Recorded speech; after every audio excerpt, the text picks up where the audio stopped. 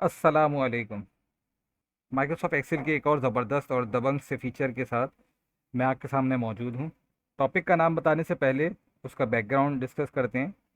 कभी कभी हमारे पास एक्सेल पर काम करते हुए कुछ इस तरह का डाटा हमारे पास मौजूद होता है कि जिसको हम चाहते हैं कि अलग अलग पार्ट्स में ब्रेक कर सकें, या जो वैल्यू एक ही सेल में या कंटिन्यूटी के साथ हमारे सामने विजिबल है, हमारे पास मौजूद है, हम उसको ब्रेक करके या तोड़ कर कुछ पार्ट्स में ब्रेक कर सकें और उसको चंक्स की सूरत में एनालाइज कर सकें।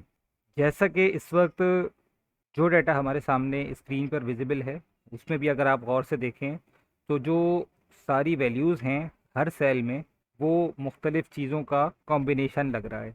जैसे कि 001, 002 और 3 एंड सो ऑन 10 तक, और इसी तरह जनवरी, फरवरी, मार्च, अप्रैल मंथ्स, और इसी तरह अमाउंट्स। अगर हम चाहते हैं कि हम इन सब को अलग अलग कॉलम्स में ब्रेक कर सकें और फिर अलग अलग कॉलम्स में हम उसको एनालाइज या मैनिपुलेट कर सकें, तो इसके लिए हम यूज़ करते हैं वो फीचर जो आज की वीडियो का टॉपिक है, और उसका नाम है text two columns. Text two columns हमारे पास डेटा के टैब में प्रेजेंट होता है, यहाँ से हम इसको एक्सेस कर सकते हैं। तो टेक्स्ट टू कॉलम को यूज़ करने के लिए पहले आपको अपना वो डाटा सेलेक्ट करना होगा जिसको आप पार्ट्स में ब्रेक करना चाहते हैं। यहाँ पर हमारे पास जो डाटा गिवन है वो है कॉलम ए में, तो हम कॉलम ए को सिलेक्ट कर लेते हैं। और उसके बाद हम जब टेक्स्ट टू कॉलम्स को क्लिक करते हैं तो यहाँ पर हमारे पास दो ऑप्शंस हैं, या दो तरीके से हम अपने डाटा को ब्रेक कर सकते हैं पार्ट्स में। पहला ऑप्शन जो हमारे पास गिवन है वो है डीलिमिटेड, और जो दूसरा ऑप्शन है वो है फिक्स विद। पहले हम समझने के लिए, आसानी के लिए, फिक्स विद वाले ऑप्शन को समझते हैं कि जब हम अपने डाटा को सिलेक्ट करके टेक्स्ट टू कॉलम्स पर क्लिक करते हैं और वो फिक्स विद को हाईलाइट बाय डिफ़ॉल्ट किया हुआ होता है, तो उसके बाद हम जब नेक्स्ट पे क्लिक करते हैं तो वो हमारे पास ऑप्शन देता है कि हम किस तरह से अपने डाटा को ब्रेक करना चाहते हैं।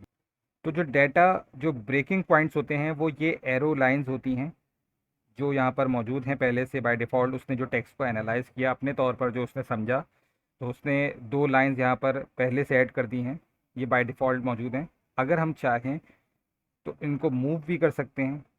यहाँ पर ले गए तो अब ये एक डाटा का पार्ट जो बनाएगा वो इसको बनाएगा, एक पार्ट वो इसको बनाएगा, और एक पार्ट इसको बनाएगा।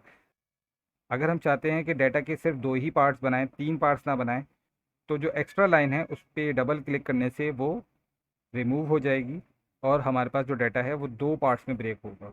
अगर आप चाहते हैं कोई एक्स्ट्रा लाइन क्रिएट करना चाहते हैं तो सिंपल यहाँ पर क्लिक करें जहाँ पर आप वो लाइन ऐड करना चाहते हैं, तो अब डाटा इसी हिसाब से ब्रेक होगा कि पहले एक कॉलम ये बन जाएगा डाटा का, और एक कॉलम ये बन जाएगा, और एक कॉलम ये बन जाएगा। तो इसको ज़रा ट्राई करते हैं। नेक्स्ट पे क्लिक करा हमने, उसके बाद कुछ एडवांस सेटिंग्स भी हैं।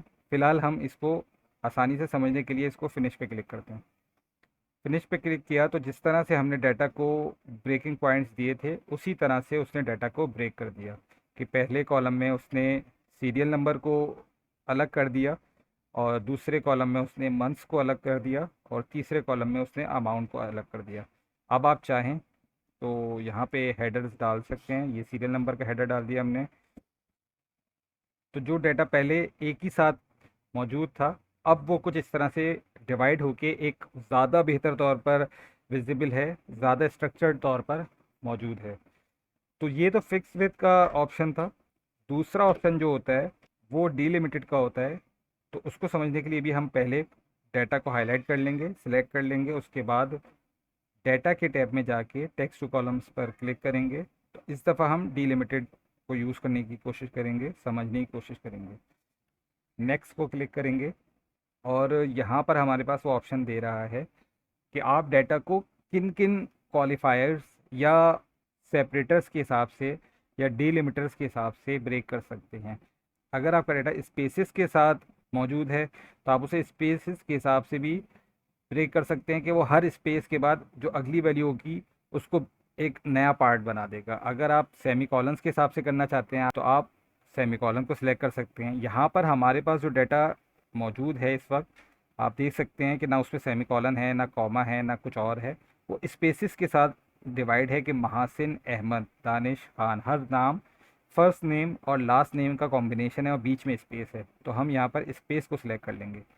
तो यहाँ पर उसने लाइन भी क्रिएट कर दी कि अब जो आपका डाटा ब्रेक होगा वो स्पेसिस के लिहाज से होगा। अब वो फिक्स विद नहीं है, अब वो जहाँ उसको स्पेस नज़र आ रही है उसने उसको सेपरेट कर दिया। तो यहाँ पर स्पेस को सिलेक्ट करने के बाद हम नेक्स्ट पे क्लिक करेंगे और इसी तरह फिनिश पे क्लिक करेंगे। तो अब उसने जो नेम्स थे उनको दो हिस्सों में ब्रेक कर दिया। तो एक को आपने फर्स्ट नेम कह दिया और एक को लास्ट नेम कह दिया, और आपका जो डाटा था जो कि स्पेसिस के साथ मौजूद था उसने उसे दो कॉलम्स में ब्रेक कर दिया। सेम एग्जाम्पल हम कॉमा सेपरेटेड डाटा के हिसाब से भी देख लेते हैं कि अगर आपके पास डाटा कॉमा सेपरेटेड है तो आप उसको भी ब्रेक कर सकते हैं उसी तरह जिस तरह हमने पिछली दो एग्जाम्पल्स में किया है। यहाँ पर भी हम टेक्स्ट टू कॉलम्स को क्लिक करेंगे और डी लिमिटेड के ऑप्शन को सिलेक्ट करेंगे।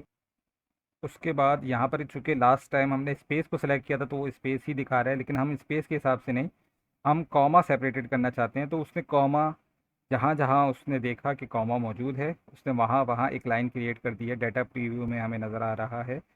तो उसके बाद हम नेक्स्ट पे क्लिक करेंगे, उसके बाद हम फिनिश करेंगे। तो आप ये देख सकते हैं कि जो भी नेम्स थे जो कि कॉमा सेपरेटेड थे अब वो अलग अलग कॉलम्स में अलग अलग सेल्स में डिवाइड हो गए।